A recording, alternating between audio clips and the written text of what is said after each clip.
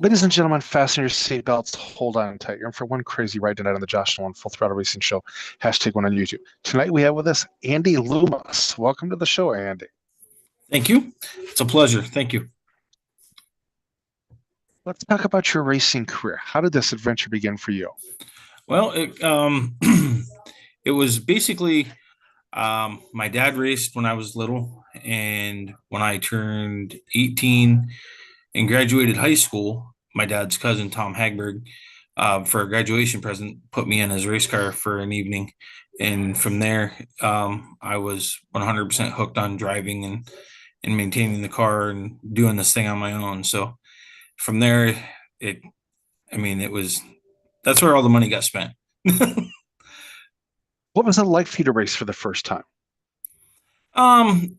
It was very, very nerve-wracking. Getting in somebody else's car and knowing that, they don't expect you to wreck it. They don't expect you to, there was no expectation. He said, go out and have fun and just log the laps.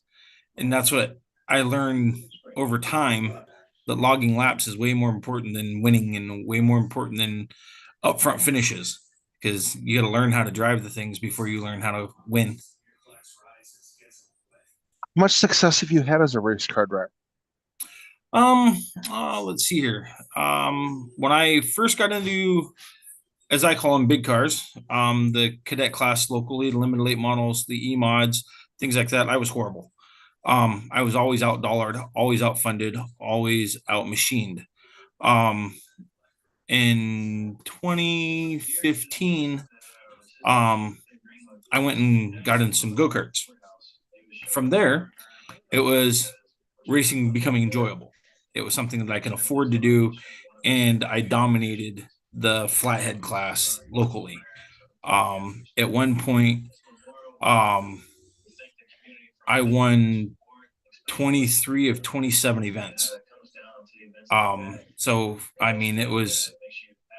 have now accumulated over 135 feature wins. It sounds stupid. We're in go-karts and things like that, but you still have to, it's not easy. It's still not simple. There's a lot of work involved. So what is the story behind your racing number? Where did that come from? Well, started out, my number was 24 because that's the number my dad drove. From there, I'm a huge Bill Elliott fan. So he was running the number 94 McDonald's car. So I made my limited late model look like his, had number 94 on it, and I went with that.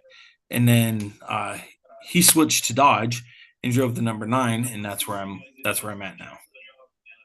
Okay. What's an awesome day at the racetrack look like for you? An awesome day at the racetrack. To say an awesome day, basically, recently I've taken a few younger kids under my wing and helped them out. Braden Nelson, my son Caden, taking them, having them learn. They helped me this last weekend. We had a very good time, and I ran 2 laps of hot laps and ended up going home because we had a chain go through the motor. So, it is what it is. But we had a good time. We had a good evening. We stuck around for a little bit. I misunderstood the program that was there. We left before the features ran because I thought the program was going to be the class that we went to race was going to run last, and ended up they were one of the first ones to run. So we were back at the hotel when they were racing, and we should have stayed and watched, but I thought that was going to be like a midnight ordeal and we needed to get up early to head home. So, but anything that you come home with the cart in one piece and nobody's hurt, that's a good night. What's an awesome day at the race shop look like for you? The race shop, let's just everybody just working. I mean, just learning, working, maintaining. Um, I work 50 plus hours a week at my job, and to come home, we're in the process of, like, I bought a house. We're in the process of moving everything. The future is going to be like really, really good for us for racing wise. We've been dealing out of a basically we have to work out of my enclosed trailer and some 10 by 10 tents when the weather's not so cooperative. And we're going to go from that to a nice two-stall garage. And we're going to get a couple Amish sheds to put in the yard to take up some more room and have some more working capacity. So it's going to be nice. Who's all on your racing crew? To say it's on my racing crew. So currently, it's just my son and Braden Nelson and myself. We all work on them. We race them. We help each other out the best we can. We have some guys that pitch in. Paul Nelson, that's Braden's dad. He helps out when he can. When he can, he runs a modified at the State Lines Big Track. Other than that, like basically for an outlaw cart, these things you can maintenance them yourself in, I don't know, 8 to 10 hours a week, and still have a good piece of equipment when you hit the racetrack. Who do you have for sponsors on your racing team? So currently, we're in the process of finding more, but for 2025, Pine Grove Auto Sales, Wall and Stump Grinding, Gaffner Jewelers, Haynes Well Service. He changed the name of it, so that made me think about it real quick. Haynes Well Service, Cam's Hunting and Outdoor Wear, Cam's Pool Hall. That's all that's on my cart. My son has, let's see, who else? He has somebody else. I can't remember what his. Well, it'll come to me as we go. So, okay. What is your home racetrack you race on? State Line Carts. It's a 1/8 mile, mostly flat, dirt oval. We fly around the place. It's really wide. The racetrack gets narrow when we race during the daytime, so it gets black, it gets slick. We abuse tires. The place is hard on tires, not hard on motors, but it is hard on tires. So we have a good time though. What is your favorite racetrack you've ever raced on? The favorite track I've ever raced on. I raced on Volusia Speedway Park. That was a fun time when I was living in Florida racing there. Go-kart track wise, I thoroughly enjoy racing at State Line. Race 1 in DuBois, Pennsylvania is an exciting racetrack. It is high banked, 1/8 mile. You can put the thing just about anywhere. You can run the top, you can run the bottom, you can do slide jobs. That place is amazing. Other than that, like we've raced quite a few places. I can't say too many are my favorite because a lot of them we do one-offs and that's it. So, Okay. Who's your racing hero? my racing hero. That one's tough. Because when I look at a racing hero, I look at somebody that you like, you put them on the upper echelon. I really don't have anybody that you can say a racing hero. The ones that I look up to, Chubb Frank. He was my when I was a kid, he was who I rooted for. He was who I in like, and then he went big time when he went to the Have a Tampa series and then the Stars and things like that. He won a ton of races locally, run the World of Outlaws. Was very competitive on a shoestring budget. Like he did it with next to nothing, and it was always just fun to watch him do that. And so, All right. How does one reach out to you to sponsor you? what's that again? How does one reach out to you to sponsor you? You can send me a call. You can call me 814-706-9720, or you can email me at andyloomisracing@gmail.com. So, ladies and gentlemen, if you'd like to sponsor a guest or get to know our guest, that's both ways to reach out to him. Do you have any crazy racing stories you'd like to share with us? Oh, I got all kinds of crazy racing stories. One of the ones that I remember the most, it was a couple years ago. Brian Larson and I were running the Outlaw Kurtz, and we were running for the lead. And I got a huge run. There was a guy running in the lead. He had an engine problem, and I don't know if Brian didn't know I was there or he knew I was there and was wanted to make sure he got to the bottom. But he cut across the nose, and him and I got together and we collected the whole field. Like Wow. it was ugly. It was ugly.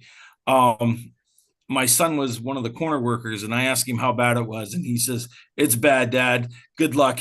And I'm like, okay. So I started tail. I think it was like 12th, 13th, and worked my way back up to second or third.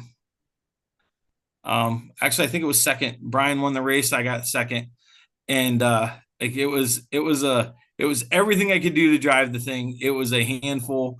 We were probably 3 inches towed out, and the tire wear was absolutely horrible because of the toe. I mean, the thing was, you go down the straightaway and it's darting left and right as you'd lift, and it would dart one direction. You pick up the throttle, it would dart another one. It was just absolutely horrible to drive. And the guys would ask me, "How did you hang on to it?" I said, "You just do. You just drive it." Okay. All right. Um, what are you looking forward to most with your racing career? For the most part, for my racing career now, I'm just trying to enjoy myself. You go to the track, you have fun, you meet new people. I finally put some, faces to names this last weekend. I met with Mike Banks and Lou Matheson, Matt Lou anyway. Lou's out of North Carolina and Mike's out of somewhere in New York State. Schenectady. I don't want to destroy the name, but um, chatted with those guys. Friends with them on Facebook. We all race these Outlaw Kurtz together. Well, we race them. We don't like so, but yeah. I mean, it's that's what's a lot of it for me right now. Do you have a racing nickname? No, Nope. not that I'm aware of. Okay. I'm sure somebody's called me some names before, but no, nothing that I'm aware of. What's the best piece of advice you've gotten as a race car driver? The best piece of advice. A lot of it is just log laps. Like you don't need to take a 10th place car and finish, a win with it. Take a 10th place car and finish 10th. Simple fact is log the laps. If it's mishandling, figure it out. Just drive it. Keep it clean. You're not always going to have the fastest car on the track. You're not always going to have the best piece of equipment on the racetrack. There's times that you'll win and not be the fastest. I had a couple of those this year. At the end of the day, I called them the slowest races ever because the track was one lane. It was black. It was slick. And basically I hit my mark every lap. I won the feature, and everybody behind me said that I was super slow and I should have got out of the way. And I'm like, you guys had nowhere to go to get around me. So why would I move over? I mean, that's just hit your marks, log your laps, and learn. What kind of advice would you give a new race car driver? The finishes don't matter.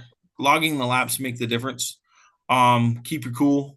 Don't get frustrated too fast. I know I deal with it with my son. There's some times where he thinks he should be doing better than what he is. And it's the simple fact is, there's guys that have, lots and lots of laps, like thousands and thousands of laps. And if you don't have it, like they can outlap, I call it outlap you. I mean, they can just the learning, the thought process of knowing what you need to do if it's not handling correctly, or like in a situation of cars in front of you, where to go, when to go. like the first lap of a race is not as important as lap 10, lap 15, lap 20 of a 30 lap race. And that's where a lot of people make their mistakes. You said your racing hero was Bill Elliott. Have you ever met Bill Elliott? Yes. I met him. Let me see here. 1990, I think it was 96 or 97 at Atlanta Motor Speedway. It was before they changed the configuration. Yeah, I met him down there. So, what was it like to meet Bill Elliott? Oh, it was amazing. I mean, he is one of the nicest guys. He was standing there signing autographs for basically anybody and everybody who wanted one. I mean, that was like he would just stand there and just sign. He wasn't in a rush to leave. He wasn't trying to push people out of the way. He just was like, and that to me is amazing. Like, because right now you see where they just want to keep running. They just want to sign their name and leave. They don't want to have a conversation with people. Yeah. What do you like to do? What do you like to do for fun away from the racetrack? I used to bowl. With age, not so much anymore. The bowling alley locally here after COVID closed up. So, I mean, we go now and then, and we'll go bowl for fun, and that's about it. But other than that, I just work and I race. That's it. Okay. When you're strapped into your race car, getting ready to go on the racetrack, what helps get you psyched up and motivated to go out and do this? What gets me motivated? I really don't have a whole lot of things that get me motivated. For me, when I'm strapped in the car and I get my helmet on, gloves on, everything, we're getting ready to push them out there. My biggest thing is hit my marks, run a clean race, and whatever happens from there happens. I can't control the complete outcome. I can just do the best I can. And at the end, I just want to put on a show. Okay. What types of racing do you like to watch on TV? I watch some dirt late models. I got a lot of friends that run dirt late models. I work at the local big track, State Line Speedway, that's owned by Bill and Lisa Catania. They just bought that there this year. So like I said, I've been around it most of my life, and I know 90% of the drivers, and like these guys, like the late model racing or modifieds, they call them the UML, what is it? I'm trying to think here. The dirt car series that they have for the modifieds. So I mean, because they change the name on it all the time, but the UMPs, that's what it is. So okay. I mean, they're fun to watch. Do you have any races you're looking forward to racing in yet this year? What was that again? Do you have any races you're looking forward to racing in yet this year? No, Saturday was my last race of the season. Like, we are done. We are calling it a season. The weather's getting bad here. We got like a week's worth of rain. Everything that we have to do now, we'd be traveling 5 to 6 hours away one way just to do it. And like, my job allows me to basically, I get Saturdays off for racing, and then the wintertime, we have this mutual agreement that in the winter, I work all the hours that they need me to do to get all the maintenance caught back up for, so that way come next summer, I don't have to be there on Saturdays. If things are broke, so be it. But if not, I'm there. What are your future goals as a race car driver?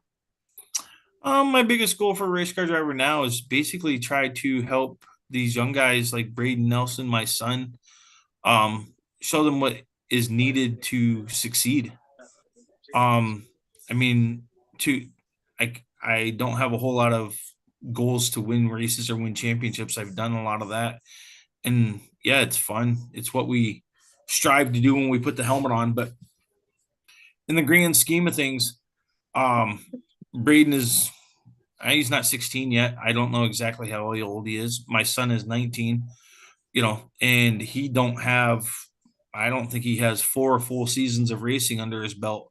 So, they're still young at racing. They're still like they strive to do well and to win and things of that nature. And like they have the will. Now they just need to learn the work ethics and in the garage, in the mentality that you don't always have to win the race to say it was a successful evening. That's what I try to teach them. Okay. Okay. So at this portion of the show, Andy, I like to turn the mic over to my guest. If you have a couple questions you'd like to ask me, you can ask me a couple questions. Okay. How many years have you been doing these podcasts? Or Since 2018. nice. Who's your best guest? Don't say me because I know that's a lie. all of you guys are, but had a really good one last night. I had Ernie Irvin, the NASCAR driver, last night. Nice. Yeah. He had some really cool stories to share. Yeah, he had a really good career, and I would like to have seen what his career would have done without the big wreck that he had. So I mean, because I think that took because a he lot had out two of of them. He had one in '94, and then he had another one in '99. Yeah, but the one in '94, I think that was in Michigan. Yeah, and I mean, like a year or so later, he come back and won at Michigan. So yeah. yeah. So, but yeah. And then his last wreck was also at Michigan. So that's quite coincidental that both of his wrecks. Oh wow. Yeah. See, I don't Yeah, remember that. So yeah, yeah. And we talked about the Morgan McClure days, the '91 Daytona 500. We talked about the Robert Yates days, the Texaco Havoline car. Oh yeah, oh yeah. That's yeah. I'll have to pay attention to that because that's always nice to hear. So Oh yes, definitely. But is there anybody else you'd like to thank, Andy, for helping you get this far with your racing career? just to thank, I would like, well, there's Bumpy Headman, his dad John, who has now passed away. My dad, who's passed away. I can't forget my wife Carol. She's been huge in reviving my racing career. Um, my son, he, like, we go at it verbally, and we yell and scream every now and then, but I think he understands what it takes, what I want, and things like that. But I thank those guys for you know dealing with my frustration and dealing with the things that I expect and what I want and things of that nature. Okay. So, Andy, I would like to thank you for being on our racing show tonight, talking to us about your racing career, getting to know you a little bit better. I will have you step out, and I will call you a little bit to thank you. Okay? All right, thank you. Thank you.